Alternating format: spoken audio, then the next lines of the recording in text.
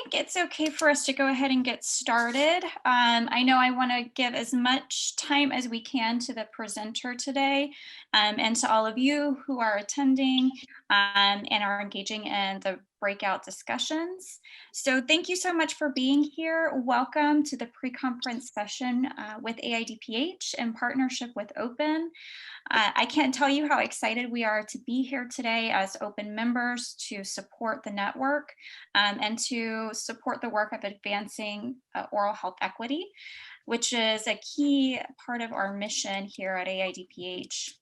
So I thought I would start today, number one, by saying no presenters here have any conflicts of interest and nothing to disclose. But in case you're not familiar with AIDPH, I thought it might be helpful to just talk a little bit about who we are and what we do. So I did share our mission statement on the first slide with our vision of an equity-oriented workforce, oral health workforce prepared to lead. And so a key piece of what we do is we like to amplify, we collaborate, and we connect in order to educate and prepare a future oral health workforce, which is why partnerships like Open are so important. Because similar to Open, we're here to amplify your voices and to amplify the work of the network.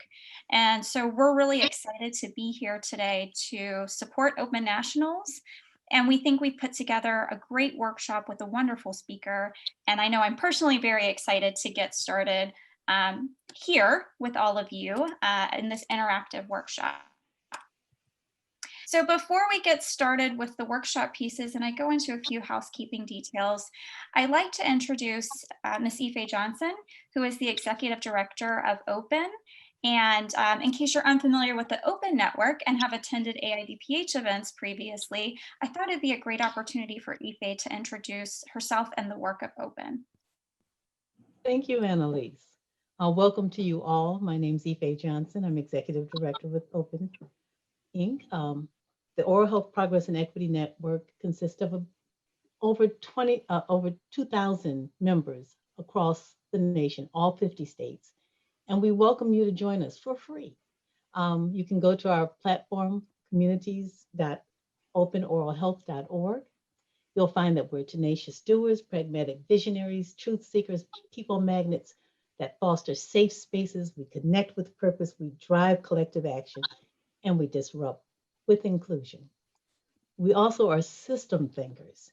And if you're interested in being a change agent for improving oral health, for increasing health equity and social justice, I hope that you'll participate not only in today's sessions, but in the next 3 days as we are working to map the oral health system and set our priorities for the next several years.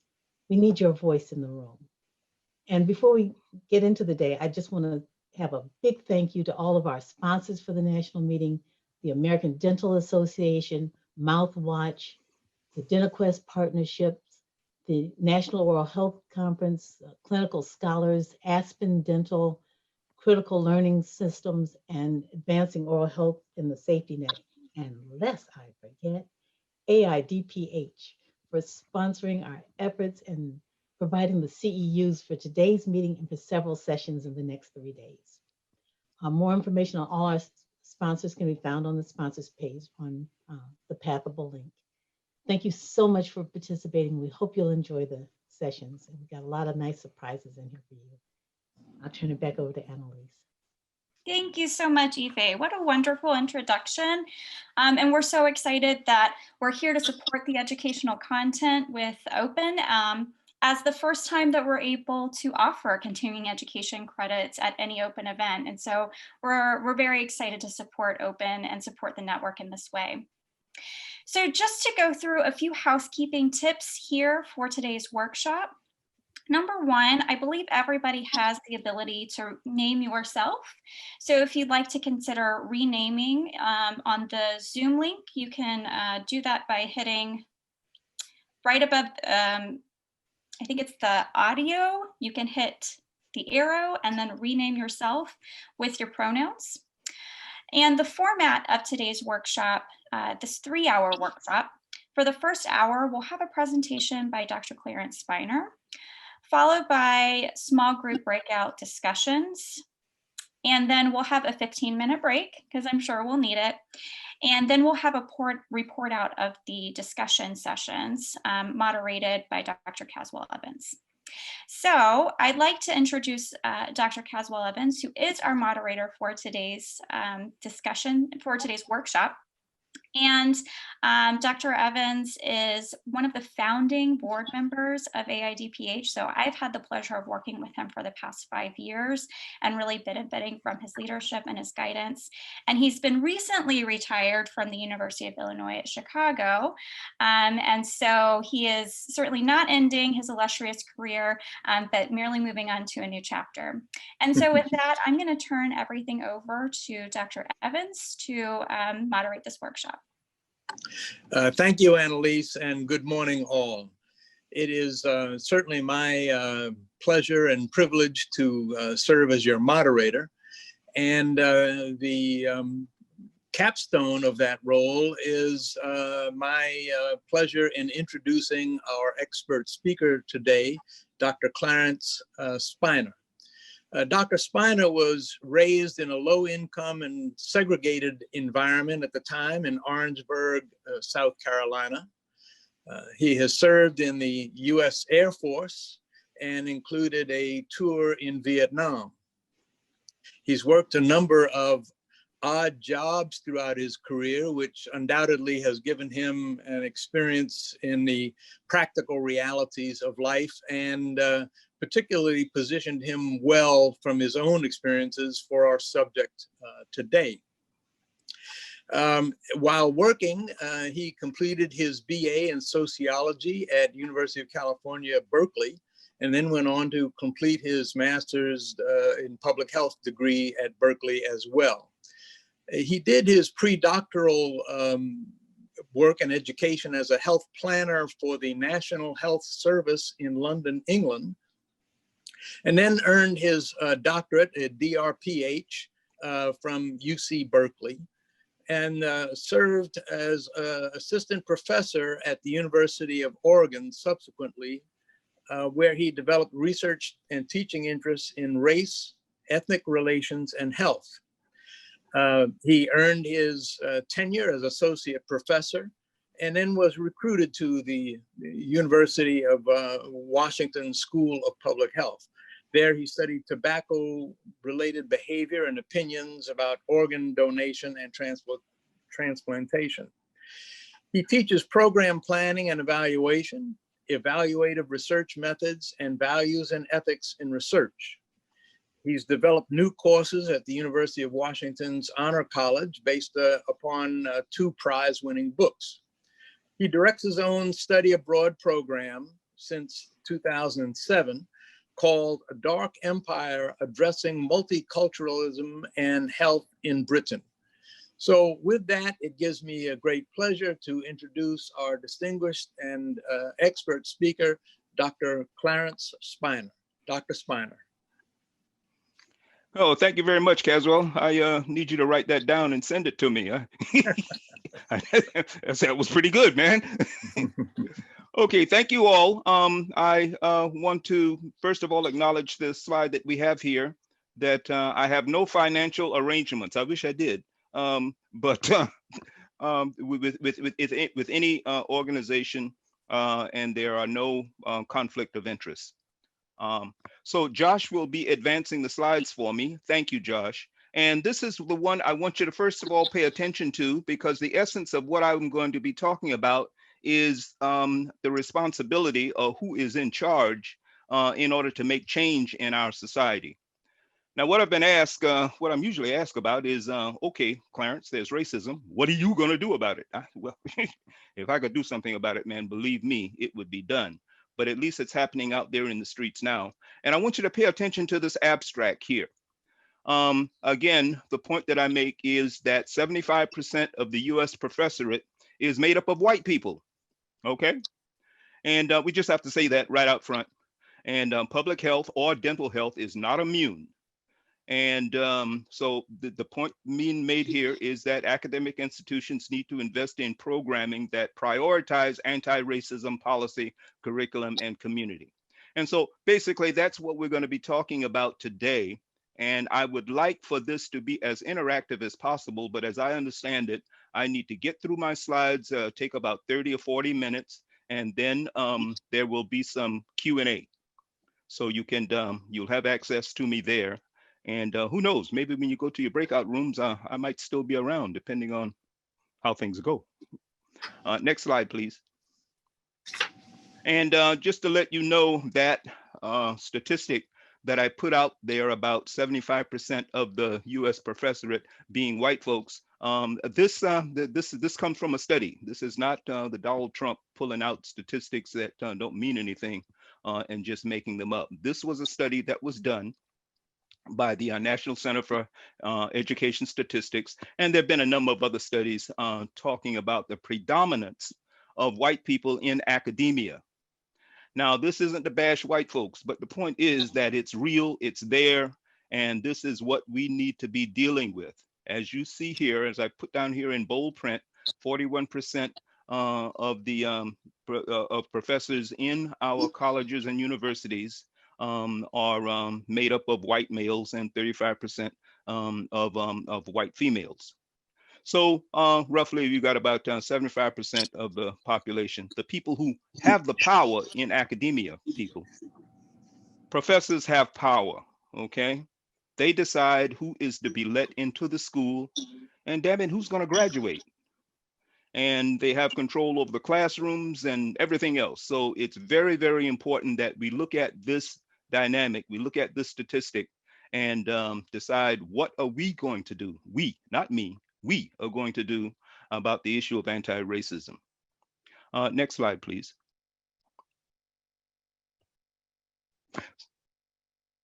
So the first thing we have to do is, at least it's what I do, and I do like a content analysis of anything that I'm presenting, and we do it when we do studies and when we read and everything, is to look at some of the key terms and make sure that we understand what those key terms are. And these terms come out of the dictionary, so it's not like something that I made up. But when we look at that description that I just put up there, that Josh just put up there, it was, we look at these key terms. Racism, the belief and practice of human superiority based on skin color. I mean, that's the way we defined it. Racism has manifested itself in terms of ethnicity. You know, there was the Irish race and the Jewish race and all of that. But by and large, how we came about it out of the 18th century was geography and skin color. And so somebody decided, you know, a white guy really, decided that based on the color of your skin, this is how intellectual you were or you lacked it. They even had issues about body odor and everything else. So anti-racism, another term that comes out of the description. And this is quite popular now since that young man wrote the book about how to be an anti-racist, anti-racial person. And this is to be against racism, whether it's societal, institutional, systemic, structural, to be against it. And then white people. I know this is going to be provocative, but I'll let Caswell deal with it, not me. Sorry, Caswell. But white people, those who benefit from unearned privilege of being white. I think Peggy McIntosh back in the 90s was the first one, not the first one, but certainly she articulated this with white privilege. Now other people have looked at it as well. Academia, which is what we're talking about. That's who we are. I am, you are. Academia, community concerned with the pursuit of knowledge, research, education, and scholarship. And of course, economics and class comes with that as well. Diversity, we hear that term a lot, and that is variety, recognition, and celebration of differences in people. That term gets thrown around a lot, you know, but by and large, that's what we're talking about. BIPOC, Black and Indigenous People of Color. I would hope in some of the sessions, if you don't already know this, and I'm sure most of you do, is that how come we are now at this particular term, Black and Indigenous People of Color? It's not enough to say people of color. We've got to put in front of it Black and Indigenous People of Color. And that in itself tells us a whole lot about where we are in our society. And then of course, public health and dental health, the well-being of the entire population. the science of prevention of disease, disability, and early deaths. Okay, next slide, please. So the first thing we have to do, I think, I mean, this is what we always do in our research, is talk about the significance of the problem. Why, of all the problems in the world, and God knows there are a lot of them, we focus on this particular one that we're going to be dealing with. So let's look at the significance of the problem. And next slide, please. And the way I see it, and we can have our disagreements about this. Certainly my department chair and some deans don't like this point that I make. But let's look at our 10 top schools of public health. Now, these are the schools that brag. Yes, University of Washington is number 7 down there. That's if you believe in those US News and World Report statistics. I think it's a vanity list myself, but you know, people, students apply to schools based on this listing, and there's a lot of prestige in that listing. But the top 10 schools of public health, to me, this is the place where change needs to occur. When we look at Brown versus the Board of Education and everything, it was like what the civil rights leaders back then, you know, 60, 70 years ago, were saying that we've got to get into these educational institutions to make a difference. Booker T. Washington and W.E.B. Du Bois had debates even 100 years but before that, well, not necessarily 100, but almost 60, 70 years before that, about education. Booker T. Washington felt that, hey, if white folks don't want us in their schools, then let's build our own. And that's where you have your historically Black colleges come from. W.B. Du Bois said, to hell with that. You know, if they don't want us in their schools, we're coming in anyway. And he was the first one to graduate from Harvard, Black African Americans. So the top 10 schools of public health, and I say top 10, they could be top 20 or whatever, but let's look into those schools of public health and let's see what the hell they're doing in order to address the issue of anti-racism and inequalities in health. Next slide, please. Johns Hopkins, #1 school of public health. And you know what I think of every time I see Johns Hopkins? I think it's got one of the worst low-income communities surrounding the campus. And I also think about the immortal life of Henrietta Lacks. As Caswell was telling you that I sometimes teach. I teach quite a few courses based on best-selling books.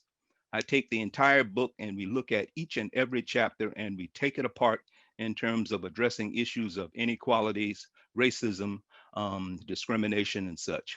So when we look at Johns Hopkins and all the bragging they do about how great they are, I cannot divorce my mind from the scenes you see in The Wire, if you're into popular culture, or the whole reality of Baltimore. I think, was it Trump called the place a rat-infested ghetto? Yeah, well, you know. So Johns Hopkins. Let's go to number 2. Next slide, please. The number 2 school of public health, Harvard. And wasn't it just a couple of years ago, and it's still happening now, but wasn't it a couple of years ago that the few Black students that Harvard had there, they had to go and declare that, hey, I too am Harvard. They were not made to feel welcome. And this is happening across major and minor colleges and universities. But let's look at Harvard. I mean, and this is something that, again, the students of color, and particularly the Black students, had to deal with. It's hard enough getting your studies done and everything, but when you have to deal with the social environment as well, and the ignorance of students and professors, and that you're not made to feel welcome, then you can see where Harvard, for all of the bragging they do about how great they are, they've got a problem. And they're the ones who should be doing something about this anti-racism and not simply just putting stuff up on their website with a lot of smiling people. Next slide, please. University of North Carolina, Chapel Hill. Yes, as Caswell was pointing out, I'm from South Carolina. So University, North Carolina is just over the hill and just as racist. And here we see to your right here, that's Silent Sam. That's one of those Confederate statutes that finally got pulled down. It's been years. I grew up in Orangeburg, South Carolina, and we had to just walking downtown in that segregated city, a town, and there would be Silent Sam, this homage to a lost cause, the Civil War and such. Now, because of what happened to George Floyd and because people came out and we're starting to look at these icons and pulling them down, and rightfully so, as far as I'm concerned. But we can have some discussion about this. You know, some of you may feel that, hey, well, okay, you know, it was a bad scene but do we have to destroy all of these statutes? Well, we can have some discussion. I have my opinion, you have yours, and I'm not necessarily saying I'm right, but this is what's happening now, and this is what happened at Chapel Hill, University of North Carolina. Next slide, please. And there's Columbia in New York. We always like to point the finger at the South for being non-progressive and everything. Well, go north and see what happens. And what I'd like you to pay some attention to here is that not only is Columbia University similar to Johns Hopkins, but Columbia is buying up all the property around the campus that low-income Black folks lived, and they're gentrifying the area. And some students have protested about it, but that's just the reality. But what you see here on the right is this young man who was walking through the campus on his way to the library, and the campus police stopped him and wanted to see his ID and all of that, you know, like South Africa. And again, this is another one of those things. I think I'm sure that Caswell, myself, we've all been stopped by the police for some reason or other, walking while Black. And this young man just decided that he was a student there. He said, no, I ain't got to show you nothing. I'm sure he used some more colorful language than that. And it became a major incident. But then again, this is Columbia University, the Mailman School of Public Health. And we're having these same kinds of problems. Next slide, please. There's Emory University and Atlanta. I have a soft spot in my heart for Emory University. It's in the Deep South as well, and a racist place, just as other places are. But this is, I think, President Jimmy Carter has a lot to do with Emory. And he's one of those white men who, born and bred in the South, liberal, the Democrat.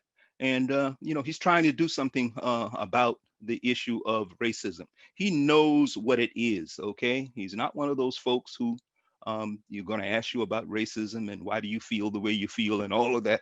Somebody like Jimmy Carter, a born and bred Southerner, knows full well what it means, just like Lyndon Johnson. So these are white men from the South who came through the civil rights movement. And unlike Lindsey Graham and some of the others, they didn't turn Republican because of the civil rights movement. I know I'm getting into politics here and all of that. So, you know, we can have a discussion about that if you like. But the South used to have some very progressive people in it. The civil rights movement came along and the religious right and a number of other things happened. And now we have the environment that we have now. And there on the right there, that's a poster that I thought was quite symbolic of what Emory University is trying to do. Again, they've got their problems as well, but along with all the other schools of public health and other colleges and universities, they're addressing the issue of anti-racism. And we can talk about the fruitfulness of that. Does it work, or is it just a Band-Aid on a cancer? Next slide, please. University of Michigan. My daughter goes here, and well, she went here. She's glad she's home now. But again, University of Michigan now, and this is where the white supremacists were going to kidnap the governor. I mean, madness, absolute madness. But University of Michigan here at Ann Arbor, and I think this particular incident, there's a lot of them, but they found a bunch of these racist flyers around the campus. Really talk about microaggression, how the Black students felt knowing that this kind of thing was happening here at the University of Michigan. We're not talking about the University of Alabama, we're talking about the University of Michigan. And my daughter tells me that, yeah, when you're on the campus, things are pretty cool, but boy, when you venture outside of it, it gets to be pretty dicey.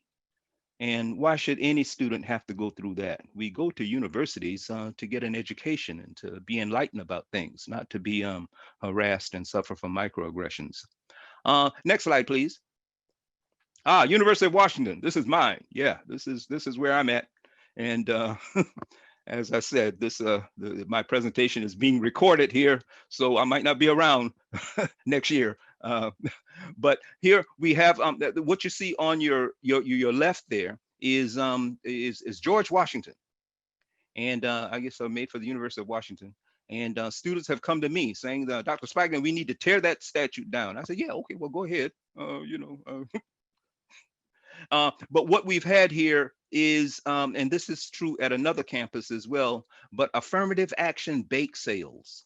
Now, again, we're in the Pacific Northwest. You think this is a liberal bubble, and it is, but you just have to remember that the reason why the University of Washington was not a slave state is because it didn't want to have any Black people. So, it had nothing to do with slavery. They just say, hey, don't come here. Don't bring Black people here. We don't want them. And you see what's happening in Portland now and everything in the Pacific Northwest. So here at the University of Washington, we just, I think it was about 2 years ago, they had this affirmative action bake sale where the white students were making fun of students of color. Asian American students as well were being made fun of. So they had this affirmative action bake sale, and it really, really upset the students. We don't have enough students of color to begin with, and the few that we do have, they have to walk across the campus and go into the classrooms and deal with this kind of stuff. Next slide, please. Boston University. Again, another one of those northern universities where you would think that things would be a little bit more progressive. And again, here, as you see at Boston University, there were a number of flyers posted around the campus, a number of other stuff done as well. There was graffiti on the walls of students. And look at that one over on the right there, the Nazism. You can imagine what Jewish students feel about this. And, again, what's going on right now in our society. But this is Boston University. Number 9, next slide, please. Number 9, UC Berkeley. This is where I got my degree. And as Caswell was telling you, I got my my undergraduate degrees, my master's degree, and my doctorate. In other words, Caswell, once I got in, I took it for everything I could get. So once they opened that door, and I gotta say, since we've talked about affirmative action and everything, I graduated from Berkeley with a 3.9 GPA. And I tell everybody, I never would have gotten in there if it hadn't been for affirmative action. And so we can talk about that, but that is why you need to have affirmative action programs. We can disagree about them and all of that, but the barriers, the systemic racism, the structural racism is so strong across all of the institutions within our society that you have to have a program like that just to get the door open. So there's UC Berkeley, and this is another one, again, supposed to be a progressive institution, and I'm sure that it is, but the white students felt bold enough to have them a bake sale. So here you have this young white woman, white privileged, unearned, and I guess she thinks it's funny that, they can go ahead and do this. And what does that sign says? Colorblind admissions. There's no such thing as being colorblind, but we can discuss. And next slide, please. And then University of Minnesota at the Twin Cities and such. And I thought that this was important as well, in that here we have some Asian students. We can, again, I put my emphasis on Black, but we can certainly look at other cultures of color, people of color. And you see what this young lady is having a demonstration there at the University of Minnesota. And a lot of things have happened in Minnesota, okay? And where her ethnicity is not a virus. And of course, she's alluding to the president and the racist terminology he uses about COVID-19. So the next slide, please. And then UCLA. Now, I don't want to get too far into this one because there is an incident that happened at UCLA where the students protested the administration and the faculty. And if you know something about it, we can talk about this in the breakout session. I know a couple of years ago, some basketball players went to China, I think, and a couple of them got caught shoplifting. And man, when those guys got back, some of the nastiness that came out in the emails about them, you people, we gave you an opportunity and look at what you've done. In other words, the exploitation of student athletes. It's interesting when we talk about affirmative action, even the more conservative institutions tend to open their doors and to student athletes. Why? Because they like to see young Black men engage in organized violence. That's the way I look at it. Okay, I got into all sorts of trouble at the University of Oregon because of Phil Knight and Nike when I brought this up about the exploitation of student athletes. So again, this happened at UCLA, I think around 2013, 2014. There have been some other recent incidents at UCLA. But I'll say one thing about UCLA. They do have the Center for the Study of Race and Society there by Chandra Ford, and outstanding scholar. And they've actually looked at this whole issue of what we're going to be talking about today, or what we're talking about today. They have a whole center dealing with that. So, you know, right on for UCLA. Okay, next slide, please. I'm going to have to move on this thing here. Next slide, please. Yeah.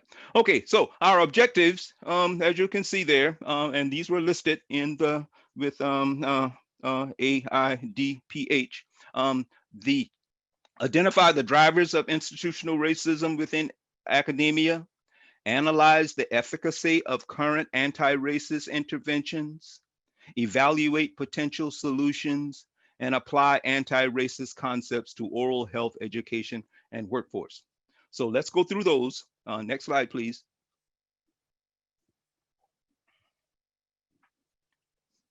Identify drivers of institutional racism. I hope I don't get any trouble with this picture. I got this picture off the internet, guys. So if there's people in here, you know, blame it on Dr. Caswell, not me.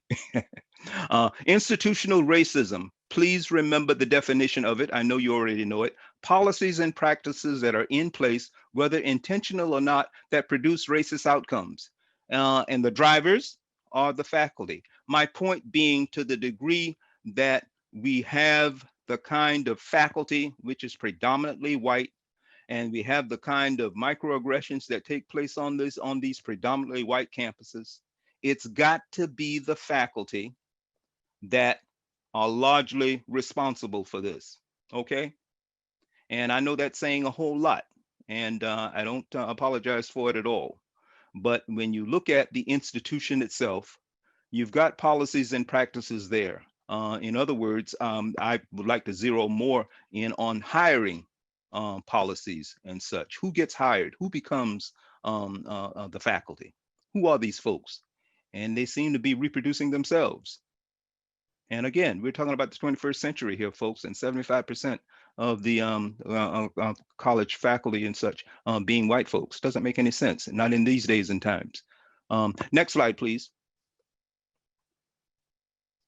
So the other one it had to do with analyze current anti-racist interventions. Well, it seems like a lot of people are reading books.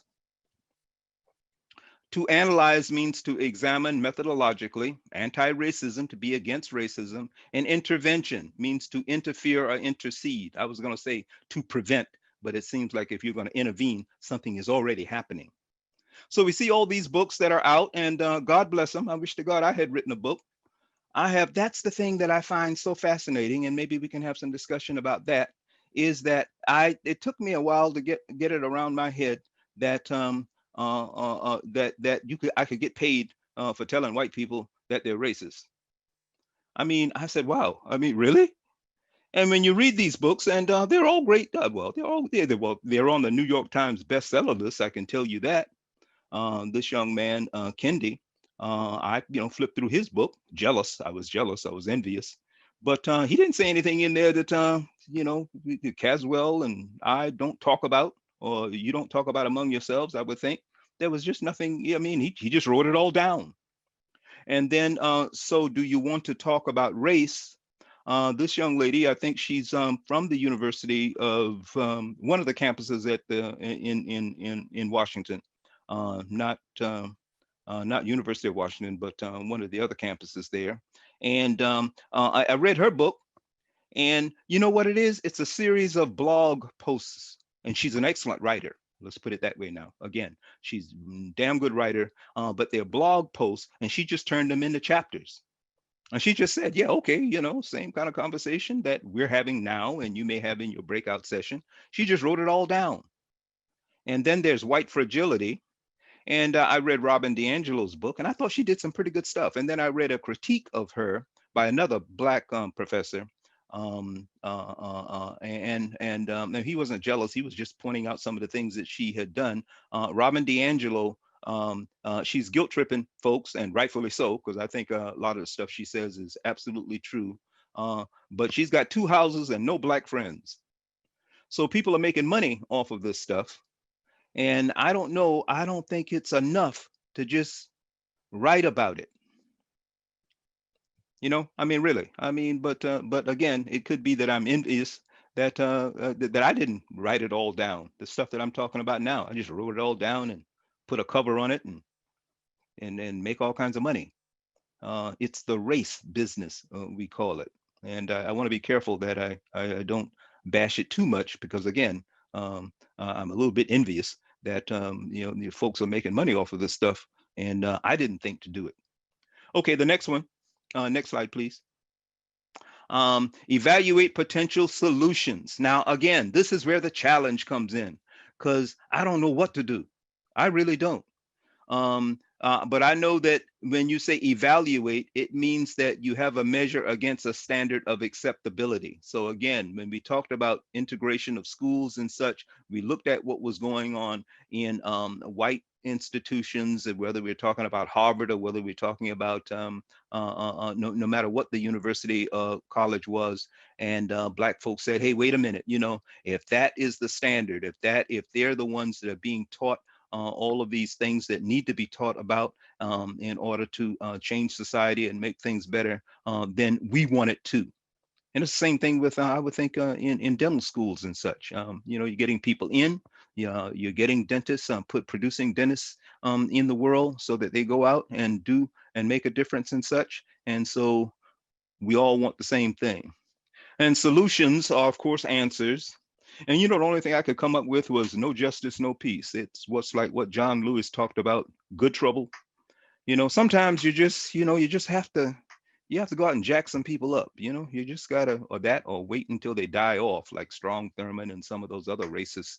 You gotta wait until they die. But then a whole new crop comes up, and every time I see a campaign with Donald Trump, and I see all those people, I'm usually looking at the people in the back. I said, how in God's name are we going to change anything if people are willing to follow a narcissist? Anyway, next slide, please. And now this is I think this is the last one. And here is what I always hear in schools of public health and in oral health. And when it says apply anti-racist concepts, well, here's what you're doing. Here's what institutions are doing. When we talk about integrating the faculty, bringing in more diverse faculty and students, but here the emphasis is on faculty. Remember that first slide when I said 75% of the US professorate, and I'm talking about full professors, associate professors, assistant professors are made up of white folks. This is the excuse that we always hear. First of all, we can't find any who are qualified. That's an insult already, who are qualified. So evidently the only people that are qualified out there are white folks. But that's the excuse you hear. The other one, and someone even had nerve enough to say this to me. And, I always had to, had to check myself. The smart ones go elsewhere. So here you are, you live in a very lily white institution. And if you are going to try to recruit somebody of color into it, they say, oh no, they went to Harvard, as if Harvard is a place where, anybody would want to go. But that is where Henry Louis Gates and and David Williams and a whole bunch of people end up at Harvard, but that's the excuse.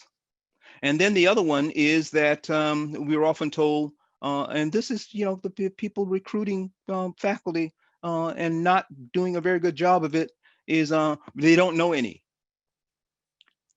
Now, what I like to emphasize here is that if you don't know any, then maybe you need to make some new friends.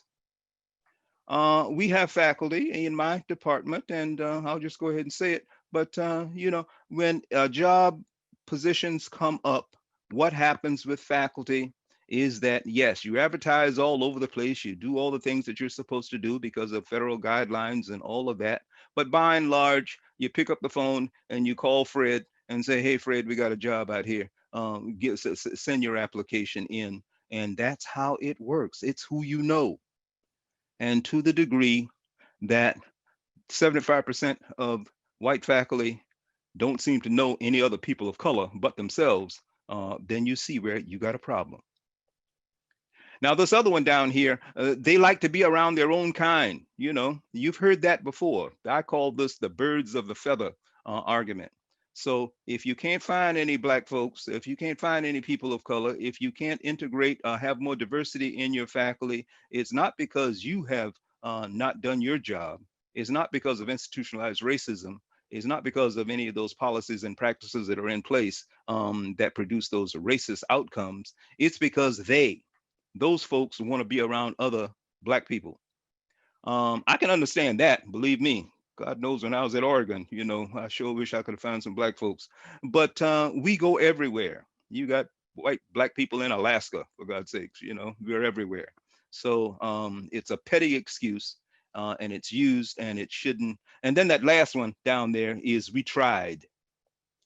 Now I know you have heard this. It's not me sitting here preaching to you that it rains in Seattle or water is wet. You have heard all of these excuses, and that's what they are, excuses.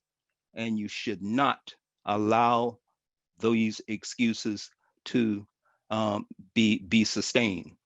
So it really is up to you. I think that's the last one. Can we go? Let's see. Oh, yeah, next slide, please.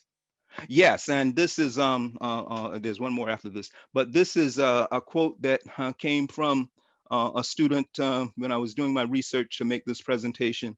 And look what Joy Hamilton had to say.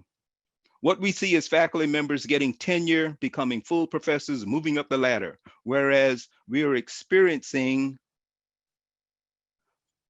we're experiencing is behavior from those faculty that is incredibly problematic, that has gone unaddressed for years.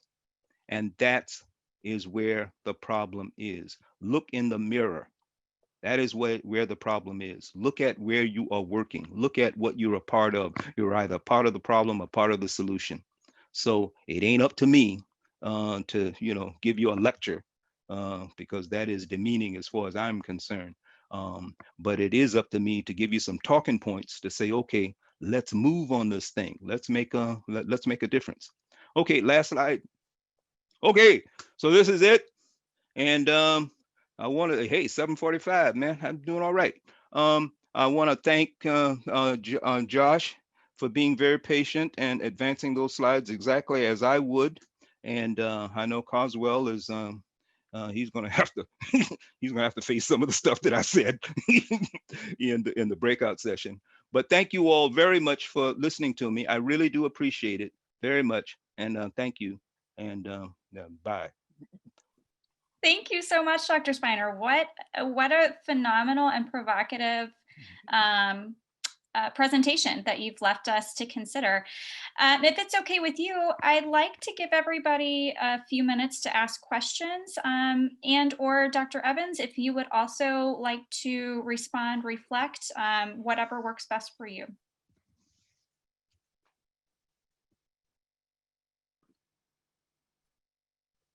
And Dr. Evans, you're muted, so just press the unmute button and we'll get you on.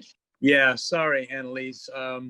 Thank you. I would very much like to compliment Dr. Spiner for his excellent presentation. And Dr. Spiner, you made me itch on a number of your comments.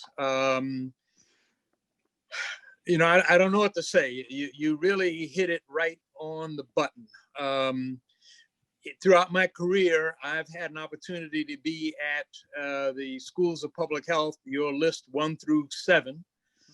And I would agree with all of your observations. My dental degree is from Columbia University. My MPH is from the University of Michigan. Mm-hmm. And one of my, actually my second paying job when I started my career in North Carolina, which is your neighbor, at Soul City, which was a city developed under the New Communities Development Act with the leadership of Floyd McKissick. And I was also on the adjunct faculty at the University of North Carolina, School of Public Health and School of Dentistry. And I remember my 3 aunts in North Carolina were absolutely astounded that I had been appointed to the faculty at UNC. To me, it was no particular big deal. It was just an appointment. To them, it was earth-shattering. It was remarkable because, as I realized at that time, there were no Black faculty there of any particular number. My daughter is also a graduate of the University of Michigan, and your comments there as well hit home. I too, as you, have been stopped while walking Black. So I have experienced those conditions as well. And while I grew up in Harlem, I've seen National Guard on the streets of Harlem twice in my youth. So your comments hit home. I think you are on the right track, and I believe you have not only made excellent points based upon your observations, but I do trust that you have stimulated a great deal of introspection and discussion. So I want to thank you for your presentation. Thank you. So I believe, Annalise, we have a few minutes for some additional questions and reactions. So let's open the floor to that. Perfect. So if you do have questions, you can feel free to ask them in the chat. I'm going to actually ask Dr. Spiner a question while I have a little bit of pulpit privilege. And it's really interesting that you brought up Robin DiAngelo, another Black activist and educator that I follow, Dr. Stacey Patton. She brought up recently how Robin DiAngelo goes to these conferences, speaks frequently and openly, and gets paid like $10,000 for these workshops to tell people they're racist. That's the point you've made. And then really white people are building off of the work of Black people. So these aren't concepts that we come up on our own. We're just, reiterating the voices of Black people and Black activists now for generations. So given that the white professorate is 75% white, and perhaps the argument could be made that having a white person talk to white people about their racism, is that more effective? Do you have any thoughts there, given the connection between those white presenters presenting to predominantly white people, number one. Number two, I think it's clearly wrong how Black activists, creators, researchers, voices are always sort of pushed to the side in favor of white voices in that realm. Where does leadership, where do they need to correct that? How do we need to correct that and stop sort of amplifying the wrong voices? Annalisa, that is an excellent question. And as I said, I was just being very, very candid that I was jealous or envious, I should say, of, wow, they just wrote it down and now they're making lots of money off of it. I wish I had done that. There's nothing wrong with making money. There have been some critiques of Robin DiAngelo. While I've read her stuff and I thought it was absolutely right on. Yeah, she's calling them out. To the degree that she can get people to change or see their privilege for what it is. It's not always fair to bash her for what she's done. The Atlantic article, though, the reason why I cautioned a little bit about DiAngelo is that and I think her protege was Professor William Banks, who is a professor here at the University of Washington. she worked with him when she attended the University of Washington. But she's I think the article pointed out that she's got 2 houses and making tons of money. Nothing wrong with having 2 houses now. I'm still paying mortgages on mine. And so it was a bit of they kind of talked a little bit about the hypocrisy but of her, and we can look at other people who make money off of the we call it the race business.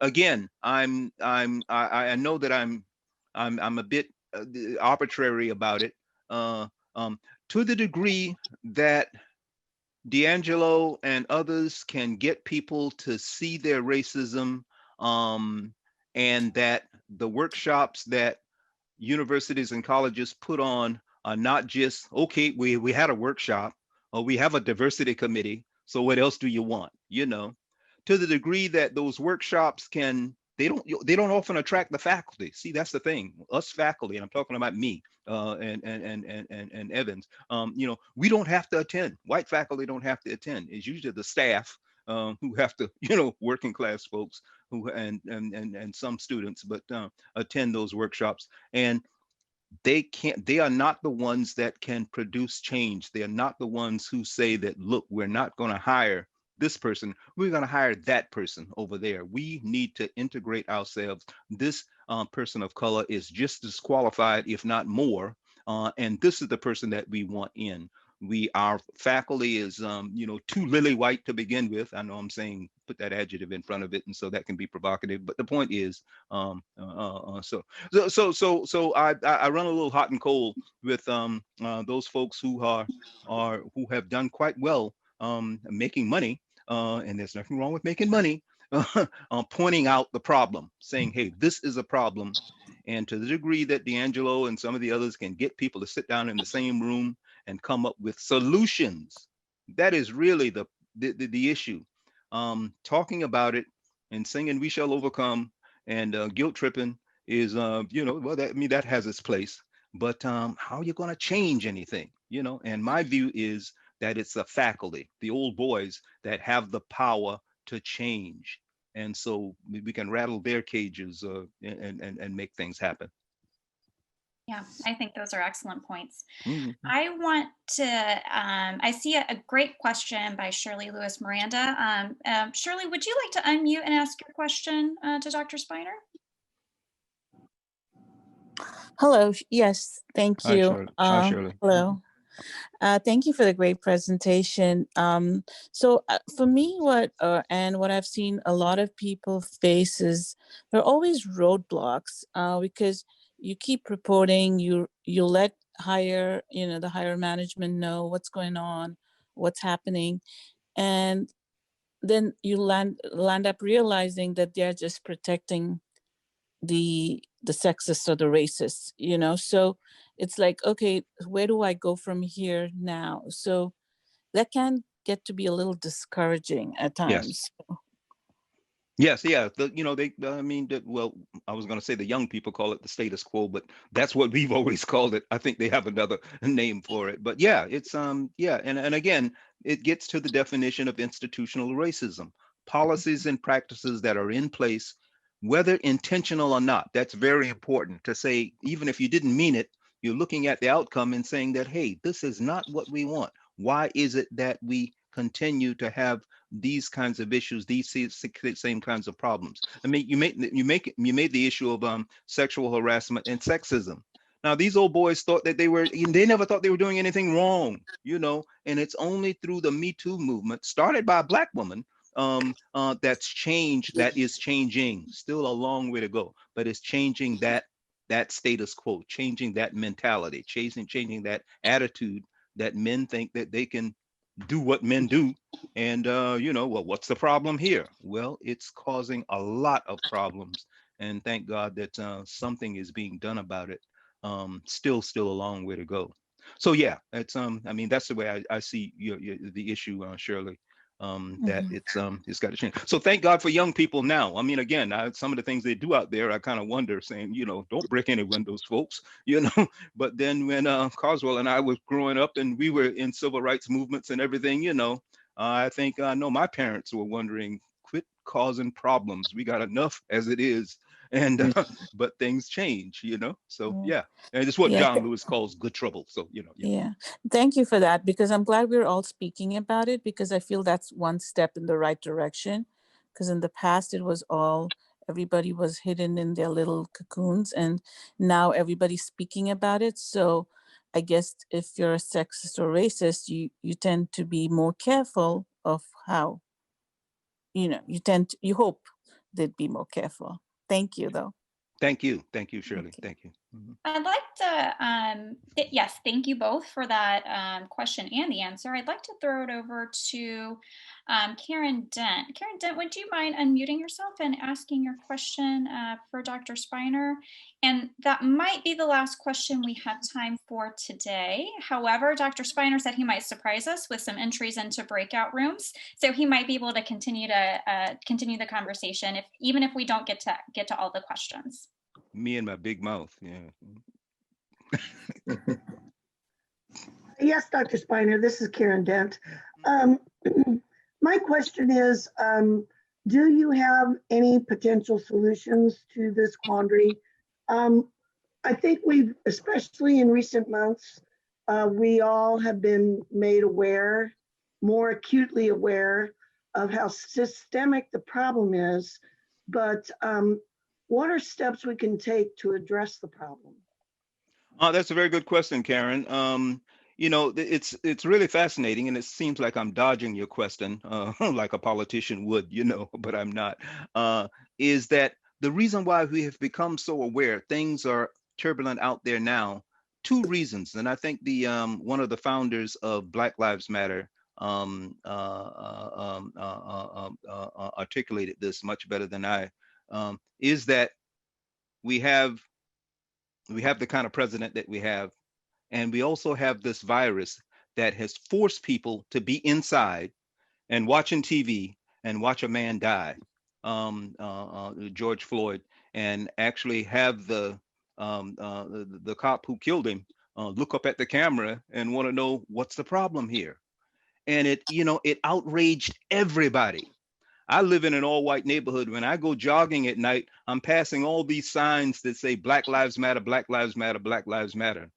Ain't no black folks live in the neighborhood now, but they got their signs up saying Black Lives Matter. But it took that, I mean, I think the people who have physics background and everything, but it took that dynamic to all come together in order to produce the change that we see going on out there now. And there's a debate as to whether this is a tipping point or not. I'm cynical, but then, cautiously optimistic that I hope it is. Some of us feel that long after the virus is gone, racism will still be here and all that. But at least we're at this moment now where things are, the possibility of change is, and issues of racism and structural racism is more of a possibility. We can only hope so.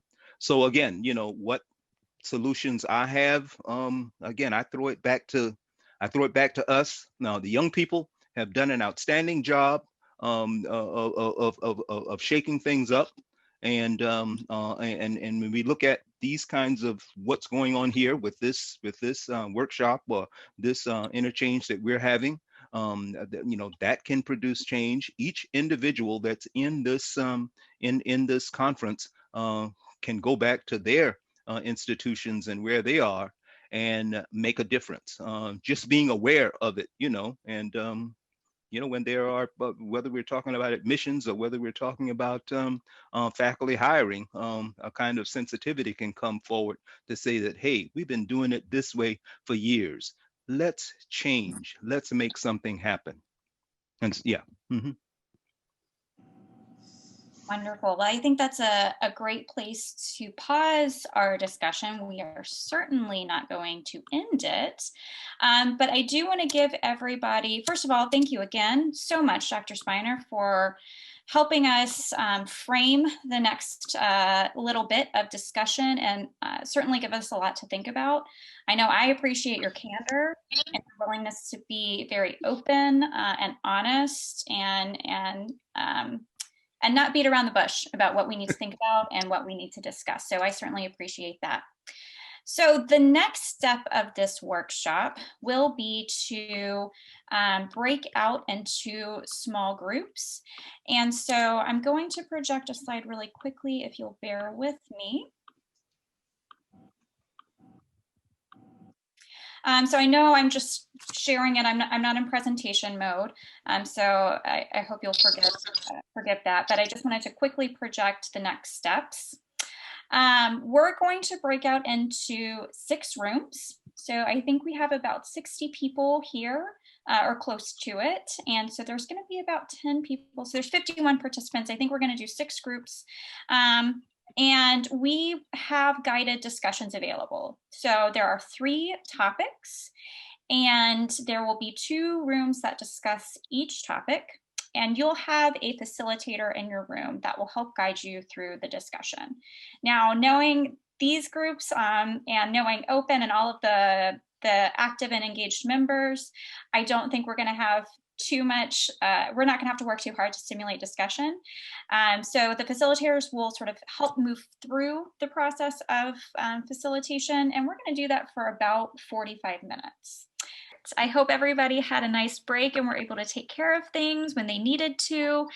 And I'm personally really excited about this part. We try to design our convenings, our meetings, our workshops with a lot of engagement and discussion. We've always felt, so AIDPH was, we were conceived in 2015, and since that time we've grown as an organization, and we sponsor these types of activities with the intention of having people apply what they learned. So I think it's all fine and dandy, and I've heard this now the past couple of hours many times. It's all great to know and understand and identify what needs to change, right? But it's these discussions that actually helps us implement solutions, to identify solutions and think about ways that we can personally implement change for ourselves and in the work that we do. So this is usually the most exciting part for me, because I really like to hear all of the interesting discussions that you've been able to have. So I'm just going to serve as the flow of the conversation. Dr. Evans is going to be the responder, reactor, and moderator here. So what I figured we'd do is take the next about 50 minutes to have each group sort of summarize their conversation. So what I will do is call on the group, and I will read a summary of what they were asked to discuss, so that if you weren't in that group, you understand the context. And then I'm just going to leave it up to the reporters, after which Dr. Evans will reflect, respond, engage in some more discussion, and we'll try to keep it to about 10 minutes per group. So about 8 to 10 minutes per group, so we can make sure everybody gets out of here on time. Okay, so I'm actually going to call on my group first. So I was able to facilitate a group on how we can advance anti-racism in our oral health organizational programming and policies. And so just really briefly, the context around that discussion is this discussion group centered on the elements, process, and trajectory of organizational anti-racism. Oral health organizations range from nonprofits, businesses, social support, direct services, and everything in between. And so participants were invited to consider the full spectrum of oral health programming and how anti-racism efforts, particularly around the elements of power, can be advanced within our oral health programming. So I'm going to turn it over to the to the group members who are going to report out, and that is Lori and Zill. So if you guys would like to unmute and turn on your cameras and let us know how the conversation went. Well, I guess I'll start us off here. It is afternoon for me, so good afternoon, everyone. My name is Zill. I'm Zill Joysticks and Romero. I'm the Program Services Coordinator with the National Rural Health Association. And so the big discussions that we kind of tried to cover specifically when it came to the nature of power dynamics, was the dental system of care and just the delivery system of who is getting access to it, how they're getting access to it. Some of the bigger things we discussed was the workforce division of labor, urban versus rural entities, which is something that specifically is close to my heart with the rural communities, and some of the differences that kind of go back up the ladder, which I'll kind of dive into in a minute. This is also, Dr. Paul Glassman was a part of our group, so we're going to shamelessly plug his presentation on Thursday, as he did multiple times during our discussion. So that's just a basic note. But the big thing when it came to inequalities and the privileges that we talked about was these systems that continue to persist because they work for people in power. It's so frequent, especially in urban communities, that dentists can decide, you guys are going to come to us. Everyone's going to come to us. But we aren't frequently talking about the barriers to that access, specifically for people who don't have the financial viability to get into the health support that they need, people physically getting into the care that they need, and the inequality that is systematically just kind of built into that access to care. Someone brought up the question of, why do we expect people to come to us? Why aren't we meeting with them? And so that's kind of a big thing that we talked about as a power dynamic that was already happening. And so when we talked about resources and how we could, get deliverable outcomes, there's a lot of stigmatization around these sort of issues, but it has to start somewhere. And we think that it needs to start with legislative action. But going back up even further is it has to come from advocacy. I think that a lot of people have it has a very negative connotation for someone to go and lobby. But lobbying and advocacy are two very different things. And, we can keep pointing out the disparities that are happening day after day after day. But until we, get a sort of movement into, we need data, we need actionable items that we can come up with, and aligning, the interests of what communities are, listening to those communities, seeing what their proposals are, and then just advocating on their behalf over kind of overrunning their conversations and just taking it upon ourselves. And so, hearing from those communities directly, understanding what their perspectives are, and then deciding to help aid them rather than act on our own decisions.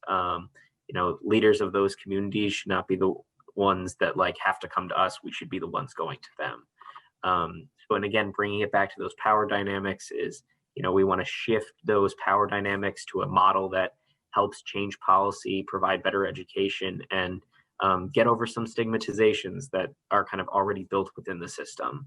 And then also on the note of, anti-racist organizations, a lot of groups now are kind of moving toward this health equity council model, where they internally are bringing in those decisions, but also making sure that there's room to listen to others and other groups. So those are some of the big things that we talked about. Lori, got anything to add on to that? No, I thought, Zil, that was a great summary. And I guess I actually turned on my camera for you, Annalise. I would say one of the things that was a key point to me is really we need to quit trying to tell people how to do things and ask for more input and have them really help make the decisions for change. In other words, we keep telling people what to do, and we're surprised when we don't get the results we're expecting. And so really, we need to look at changing our model of how we approach this and really getting more input from the people that we're hoping to provide access to care or change, get them involved with the decision making and tell us what they need and how they could see it being changed. So that would be and I'm leaving you now. Thank you, Zil, for doing such a great overview. Thank you, Lori. Thank you both. Dr. Evans, what are your thoughts? Well, make sure the, oh, good. I wasn't sure the mic was on. Very nice summaries. As you were speaking, a couple of thoughts came to my mind that we need to be thinking about. When you look at dentistry, it is still the private practice of dentistry. It's a practice that I own. It is my equity base. And if I determine that I, quote, don't want those kinds of people in my waiting room, then I structure a private practice such that those people are not in my waiting room. And that message can be distributed telephonically by attitude and by voice. It can be telegraphed by scheduling and preference. And because it is a private practice, I can run that private practice the way I want. At the same time, I will switch hats and I will call myself a health professional. And as a health professional, I'm, of course, give somewhat lip service, pun intended, to the greater needs of the population. But that discussion doesn't necessarily translate into my practice. The other thing that I think we need to consider in this subject domain is the payment system that we have embraced when it comes to practice, both public and private.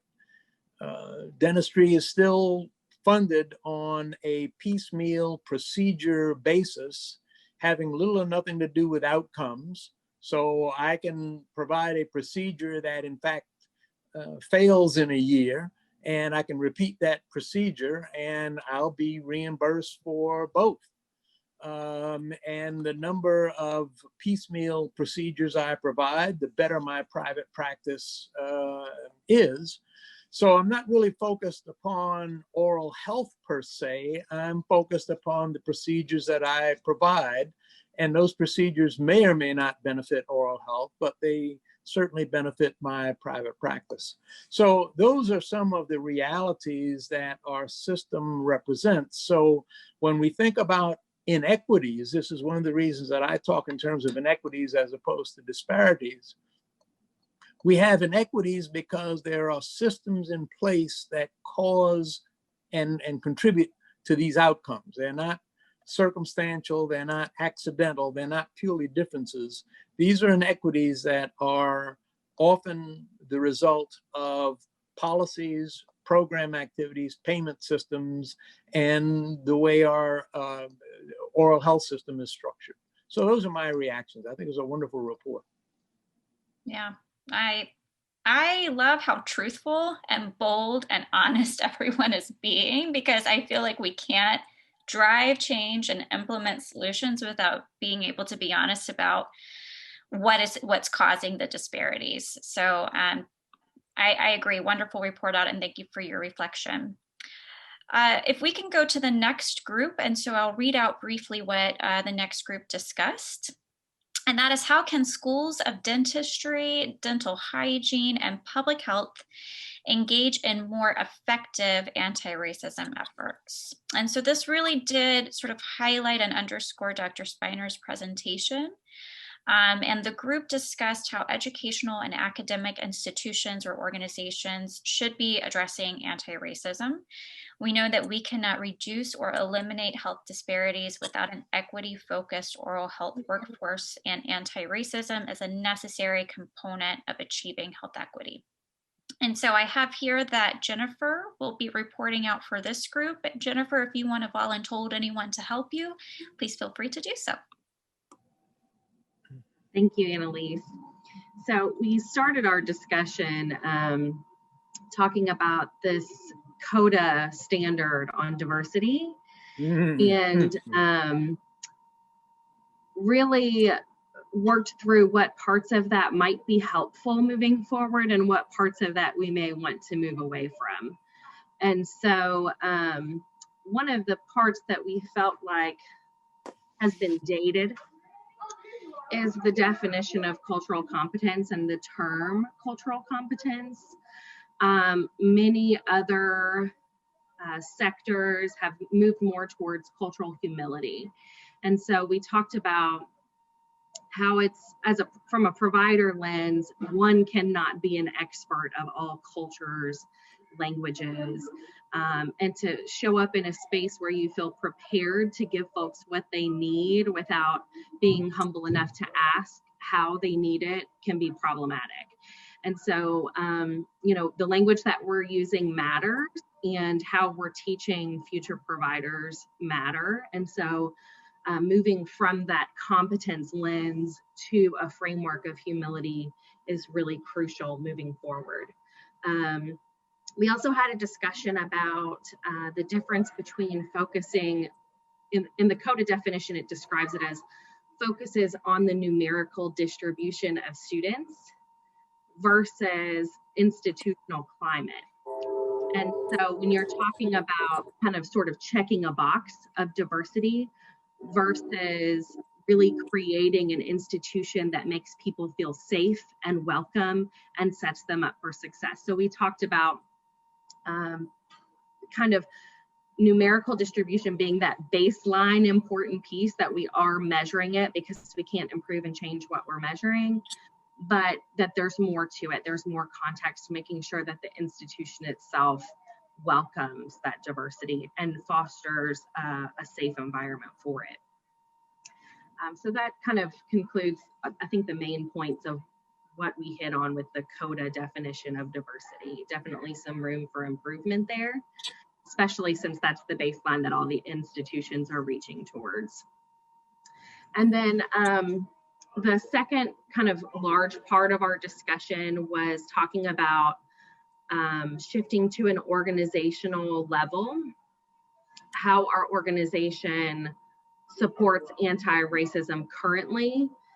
And the conversation that we had here was some of the kind of highlights that we've seen recently in the organizations that we exist within. So we talked about how one particular university has become more comfortable with affinity groups and allowing, for example, Black alumni to get together to have discussions, and it being a like university sponsored event.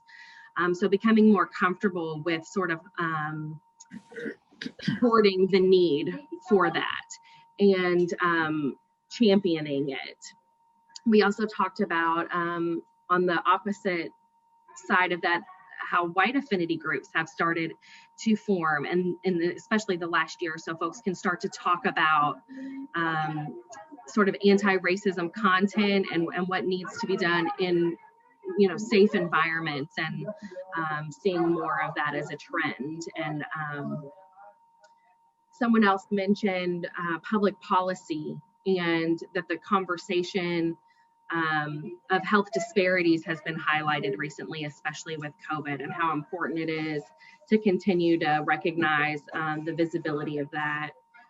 We also talked about multicultural advocacy teams, so making sure that all voices are at the table. And lastly, the last section here, talking about the University of Washington and what pieces of their anti-racism policy sort of inspired us or stuck out to us.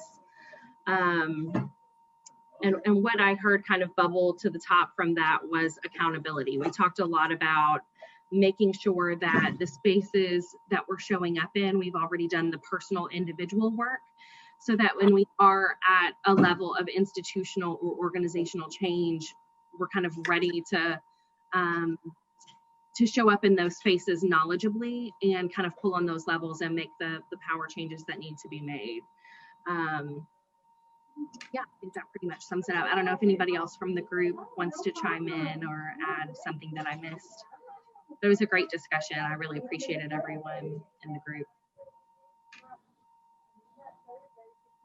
This is Ife. I just wanted to add in that one of the things we did highlight was how Open is in a great position right now to address a number of these issues, because members at are in various stages of addressing these issues across the nation. And that I'm hoping that we will have additional opportunities to pull together, to work together, to collaborate around these issues. And as Franz, brought up, we also are developing what we're calling for right now, a super NRT that'll have, network response team around the issue of health equity that will bring in members from all the different groups to start using health equity lens on everything that we do. So, but thanks, Jennifer, great reporting. Wonderful. Dr. Evans, what are your thoughts here? Yeah, I'm really impressed with the scope and depth of that particular report. And I'm pleased that it started with a policy discussion and highlighted CODA. And I'd like to just amplify that, just make sure everybody understands that's the Commission on Dental Accreditation, and it is licensed by the U.S. Department of Education. And CODA has a virtual monopoly on setting the standards in dental education for dentists, dental hygienists, dental assistants, now dental therapists. So if it's dental and education, it all comes under CODA. The diversity standard, when CODA adopted it, many of us applauded it heartily because we thought the intent was diversity as it relates to inclusion. However, as it turns out, and based upon my years of experience in dental education, a ham sandwich can probably pass the CODA standard on diversity. If my dental school student has students wearing black socks and red socks and green socks, we are diverse. We need to admit and be point blank that there are dental schools with little or no student diversity. There are dental schools with little or no faculty diversity. Yet every dental school is able to check that box, and CODA has never held a dental school's feet to the fire on its lack of diversity. One excuse or another, or this program or another, they can show that they are trying to do something, and in the attempt of trying to do something, they pass that standard.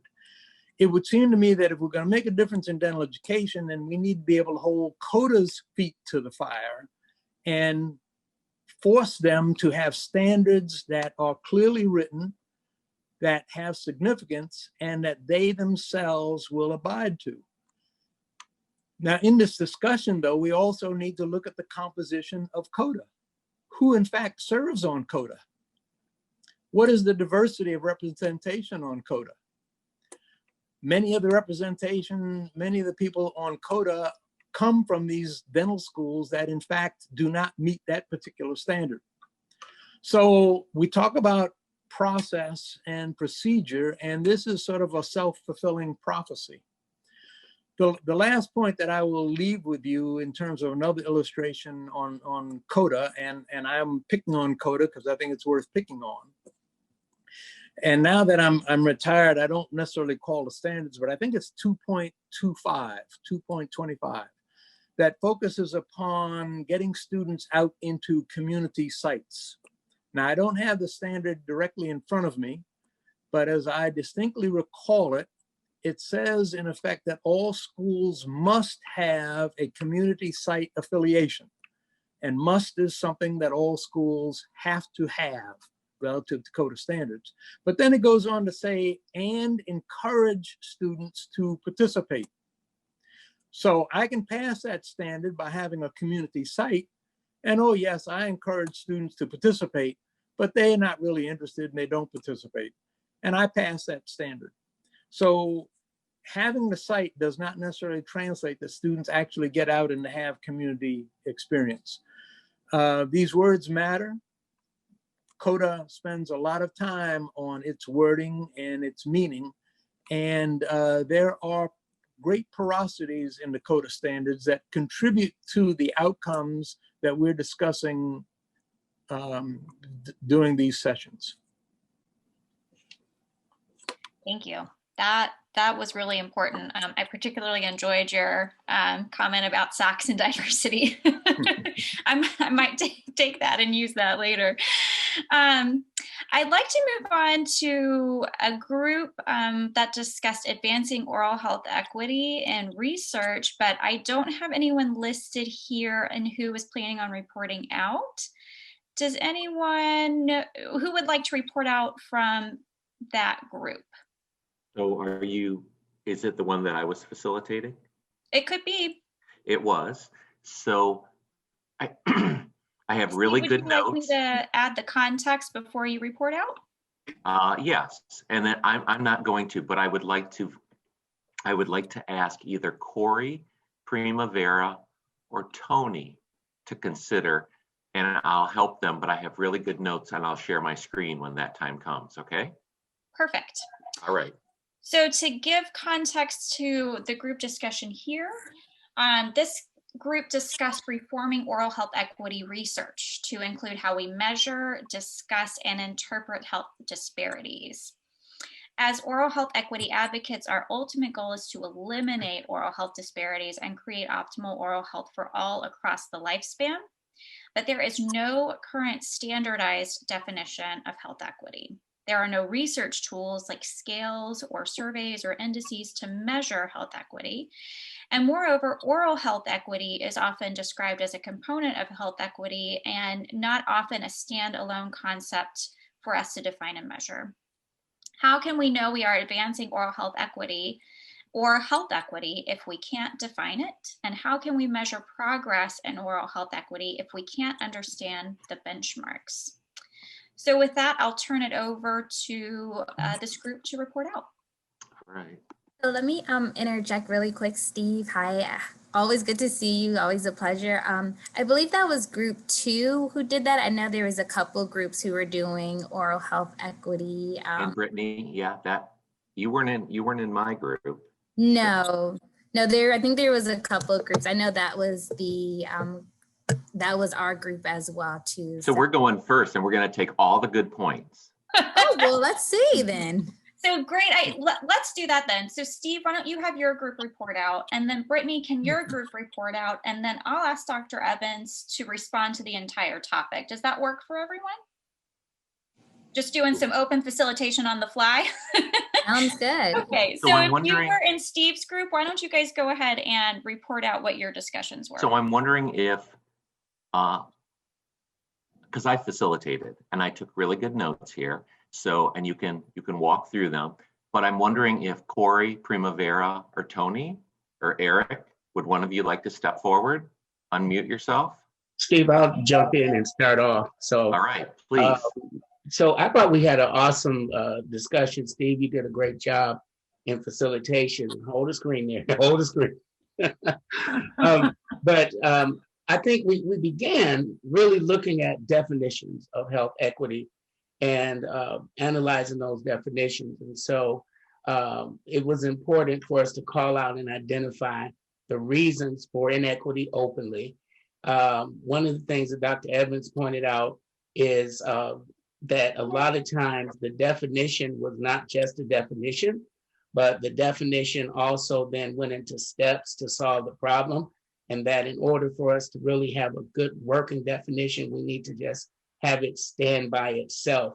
So it's important then to define the issue of inequity and immediately to offer explanations of how it affects you and others. And so don't jump immediately into disparities. Let's see what else we have. Often agreement on the definition has to arise from experience. And of course, different things means different things to different people. And then more agreement about the experience. And that we looked at, so what is health equity? And so health equity means everyone has a fair and just opportunity to be healthy. And so before we started getting down to the measurements, we worked our way through the definition, and I'm skipping a little bit here. And it says there's a need for systems approach. So we talked about a systems approach to this, but the community and individuals have to be able to see themselves in the system and to be an active part. And so in that we emphasize that, it's one thing to do things to people, something else to do things for people, but it's absolutely different when you do things with people. And this is how systemic change begins to take place. So I'm going to back out and let somebody else get in, because I think this is a group process here. So I don't want to hog all the time. Eric, Corey, David. So this is Corey. Thank you, Corey. I think where we are here, when we started to talk about how we measure things and actually realizing, Dr. Evans pointed out that race is not something that's measurable according to what medicine or dentistry for that matter. And so race is kind of an artificial concept that had with no real basis in biology. It is a construct shaped by economics, geography, exploitation, and many other effects. And specifically, I think he spoke on the cultural, the social practices, the traditions, and poverty, and the like that are true culprits, but race is a convenient way to point fingers, more or less. And then how can we reach those who are not usually touched? And we can gather data, connect people to resources, but there has to be some follow through. And so if we don't follow through and we're not able to truly measure, then are we truly touching and affecting people? COVID hasn't changed. COVID hasn't changed inequities, and there was someone shared a sentiment that I believe he said his grandfather told him about how wine doesn't change people. I wrote that down in my notes. Yes. Yes, and I think it was very true to inequities, disparities in oral health as well as overall health. Thank you very much. You're welcome.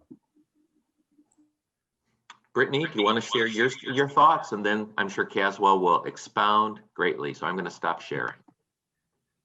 Thank you so much, Steve. It sounds like it was a really great discussion. So I am not going to call on anyone, but I am going to kindly ask that if anyone was in the group, please do chime in. So I won't call out any names, but I have a couple people in mind, and I think they all know who I'm talking about because they're already smiling at me.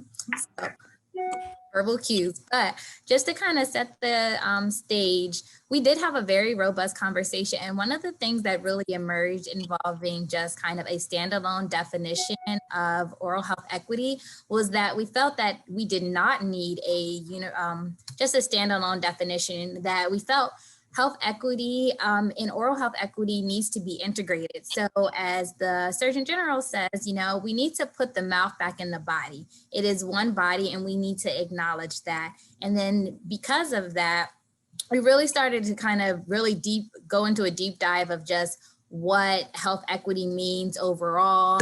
What does that look like as we're talking about demographics? One of the things we thought that was missing is, of course, undocumented immigrants, and really including just the social determinants of health. That's very important as we talk about health equity. So we did feel those were some of the elements that were missing, but there were some strong definitions that really did resonate with us. So I'm going to pause there to see if anyone in the group wants to chime in, and then I can kind of touch base on just the metrics. So I am pausing for my fellow group members. And again, I see you all smiling, so smiling back. Please do chime in. I think that's my cue. So I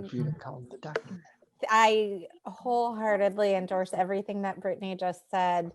And also, as we also had a small side conversation that I'll just raise up here about whether the conversation about health equity is a window or a path into a bigger conversation about white supremacy and racism and larger issues, and whether it was a way in to do that work or a distraction from that work.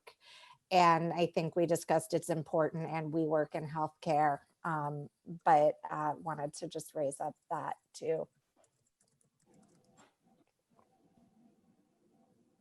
Awesome. Thank you so much for Rebecca. I so appreciate you. In conjunction with that, as we talked about kind of looking at the different metrics, one of the things that really emerged was what are the barriers? And some of the items we thought about, of course, as we're talking about, and I'll read the question, thinking of oral health equity, what concepts or metrics are critical to measuring oral health equity on individual, organizational, or populational levels? So as we talked about that, we looked at barriers as in transportation, language, culturally linguistic approach for populations in the area. So making sure that the right people are represented, oral health literacy, academia, oral health coverage. And so as we talked about metrics, we looked at access for everyone, yearly prevention and screening, and really defining the correlation between barriers and outcomes, as well as utilization, as we talked about different populations and different demographics too. So I'll pause there to see, is anyone else in the group, and I'm not smiling at Rebecca, but thinking of some other names, anyone else in the group want to add any additional context? And again, it was a very robust conversation, and a lot of it was really framed around just looking at health equity as a universal definition and how we can really address that first. So anyone else in the group? Okay, hearing none, I'm going to turn it back over to Annalise, but please feel free to chat. Dr. Evans, what are your thoughts around oral health equity, measurement, how to advance oral health equity, if we don't even have a standard definition, anything to reflect to? Well, thank you. As Steve Garman pointed out, I was in that discussion group, and Steve held us to a very fine line and did an excellent job in terms of handling that discussion. I just want to go back to a point that Dr. Spiner raised, and I just amplified, that when we think about measurement, we are stuck with a historical system of categorization based upon race, that we all, when we enter into that space, we need to be very cautious. We know from the Human Genome Project that there is no genetic definition of race. If you look at some of these anthropologic documents, I'm thinking of the recent book, Sapiens, that traces the development of humankind based upon the sapien species, Homo sapien species. You realize that sapiens grew up in different environments. Some were in cold environments, some were in very hot environments, some were in desert environments, some were in wood environments. And those environments had a profound effect upon how these sapien groups developed over time. So these are really cultural, social differences, historical differences, but they're not racial differences. But we are stuck with a racial categorization. So we need to recognize that that basically is the data set that we have. When I look at those racial definitions and they start with our federal government, I view that as another facet of racism, quite honestly. But I think we need to look behind that. And this is where perhaps some of these social determinants of health or social influences, I think they're more influences than they are determinants. And think about when we put together poverty, when we put together education, when we put together employment, when we put together social behaviors, food customs, what are those contributing factors to the health outcomes we see? Now, granted, those entities may cluster around the cultural base of sapien development, but we know sapien development is not racial development. So there are other explanations for these differences. We have a convenient cop-out of racial categories, which is, again, I'll say racist in and of itself. But if we're going to do an equitable job and an effective job at looking at these inequities, then we need to find other more sophisticated measures rather than the simplistic and really distorted vision of looking at these through the lens of race. That was really powerful. I took lots of notes on what you just said, Dr. Evans. You're also on the board of AIDPH, so if I need to find you, I can. Yeah, I'm not hiding. I'm not hiding. So that was wonderful, man. Just the depth and breadth of that conversation was really helpful. Can we open it up, Annalise, can we open it up now for some general discussion and commentary, or how do you want to go from here? I think we have one more group to report out, and then I think that's the plan. Right. I think it's Christy King, and if that's correct, Christy, are you reporting out for your group? And I believe you're talking about organizations, oral health programming, and organizations as it relates to power and control. Yeah. So I am reporting out, but I want to make sure that my team members, please, I'm just going to be a small talking head. I do depend on you guys since I raised my hand first. But we really talked about the power dynamics within organizations and how that actually influences our ability to serve and to serve properly and to make sure that we're serving equitably across the bases. And so some of the things we talked about gave a lot of examples of what's going on or what's been experienced within different organizations or within, not just within the oral health realm, but that also translates to other organizations as well, and how work is done throughout the community when we're engaging. And so really looked at how do we communicate? And it was interesting to hear the other presentations, because a theme that came up with us as well was the fact that you need to bring in the community.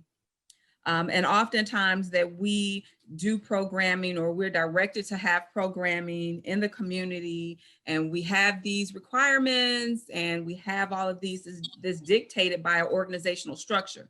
So our leadership says, hey, we need you to do X, Y, and Z. The funder says, hey, I need you to do this, that, the other. And sometimes we just go out and do it. But the important part of that is making sure that we include the community in that. If that's a community champion, a community health worker, whatever that community looks like.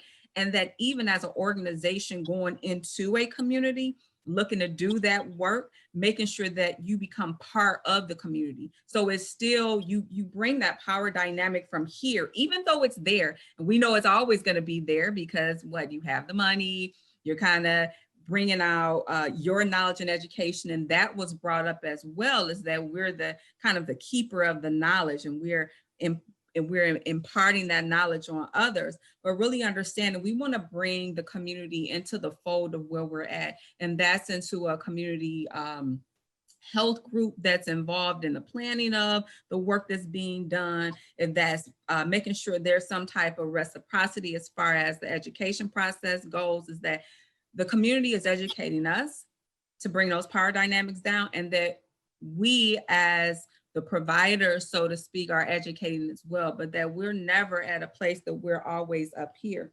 And always thinking about meeting the needs of others before just serving, clearly understanding the barriers. A lot of times leadership, that power dynamic that's giving you the direction, is coming from their own experience. And oftentimes, I don't want to say often, but I'm going to use that word. Oftentimes their experience is not the experience of the communities that you're looking to serve. Mm-hmm. And so the understanding may not be there on the social influences. And I just took that from Dr. Evans, because I was like, it fits more than sometimes the social determinants do. And so really looking at that and understanding that you have to be, as that liaison or whatever, you have to be that person that's also going back educating your executive leadership, your organization, making sure they understand that the needs that we went out there to do may not necessarily be the need at the table right now. So we may need to look at how do we address that to help people and bring people along the path as well. Building trust in managing those power dynamics was talked about. Understanding that sometimes along the way, some programming changes may need to take place, and that we need to be able to articulate what that is on both sides, especially at another level. the importance of collaboration and partnering along the way and what that means, and authentic engagement. And I'm gonna say one more thing because I thought, and I hope I get it right because I stole this from Akil. Right at the end when we were like, you know, the warning came on, one thing that he said was, no matter what, in all of this, we got to play our part. And that we have to, you know, unapologetically play our part.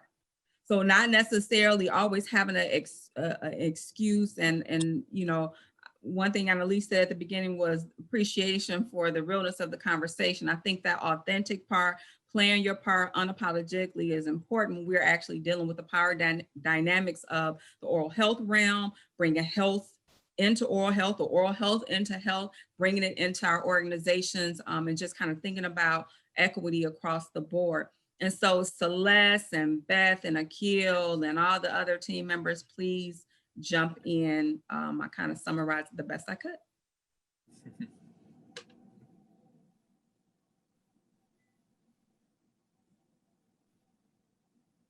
Okay. No one? Oh, good. Someone else is about to jump in, Celeste? Yes, I just wanted to say, Christy, you did an excellent job of tying in all of the pieces. I know we were all over the place with the discussion, and I like the way you picked up on the influencers that Dr. Caswell Evans spoke about, and also Brittany, I love the way you brought in the total concept. I loved how you addressed all of those issues with your group. And I think this is a great starting point. And I appreciate the discussion that we had in our group. I think we covered a lot of ground, and this conversation is a difficult one to have. So I applaud Open Network and AIDPH, I think I got the letters right, for having this tough discussion, because it is one that is needed. And I appreciate being part of Open in this discussion. And thank you, Christy, for representing our group. Did an excellent job. Wonderful. Dr. Evans, what are your thoughts and reflections? I think that was a fabulous summary. I learned a lot from it. I don't have anything to add to it. I thought that was just a wonderful summary. I appreciate the discussion on that.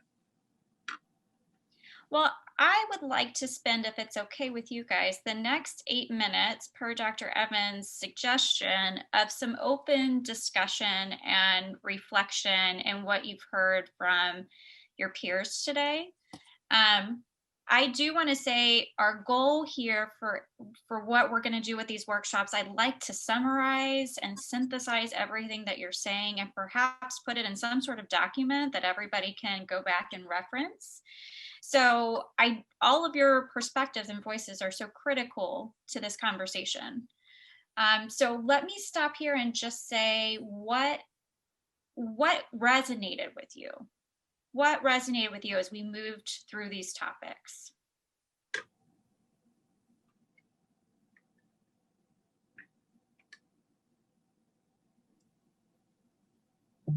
I'll go.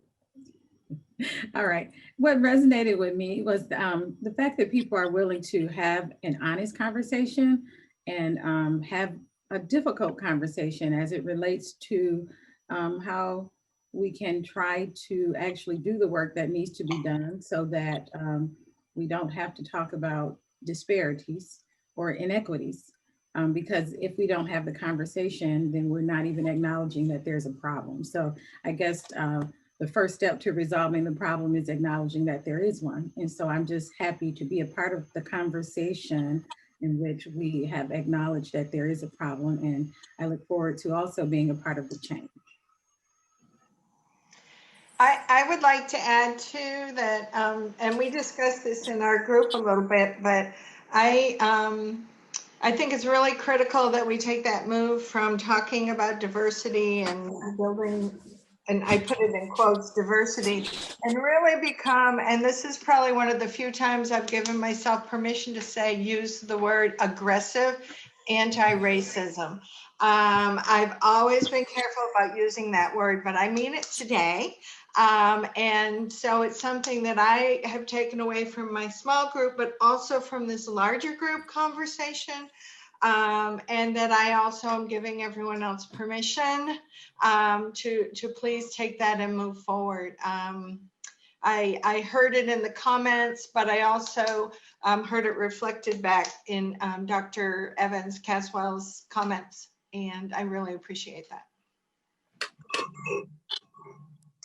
This is Judy Haber, and I would like to add, hi Caswell, hi everybody. I think your point before earlier, Caswell, about the CODA accreditation criteria and standards, and those for any other profession and organization, and whether it's a healthcare setting, an academic setting, or a clinical setting. It doesn't matter. We have so many process outcomes or process criteria, and process, where does it get you? So I think that unfortunately the site visitors do not push us to really move the needle and be accountable for the outcomes of these criteria. Right. Regardless of where we're moving, each aspect of our professional lives, I think that those outcome criteria need to have some teeth and meat in them so that we are all accountable for moving the needle and making progress in terms of equity, diversity, and whichever aspect of this systemic racism we are considering.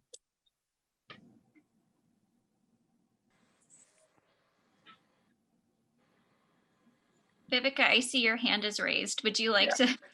Well, yeah, absolutely. I mean, this has been a really great way to. I'm just exciting to be here and hearing everybody's comments, and I just feel like with Open, we're so lucky that we have this background of having done this work over so many years that we're kind of more ready. But also with that comes a lot of responsibility, right? So, just harking back to what Christy King said about, we have to be with the community and trusted and what we then learn in the community, that we're actually taking it back to the powers that be, right? So whether or not it's our legislative action or that we just have access to rooms that not community members have access to, and that we have to speak up for them and say, well, now we have to change the programming for what the community needs because of the reality of COVID or Black Lives Matter. Like, you just can't say, oh, but this is what the grant was for. And so we have to be bolder about saying, not being measured like this, but being measured, who are we serving and are we giving them what they need for this moment? But I think we have a great responsibility. So I just wanted to add that.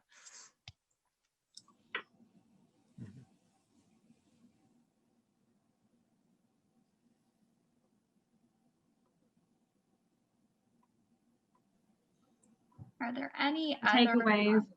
Sorry, Annalise.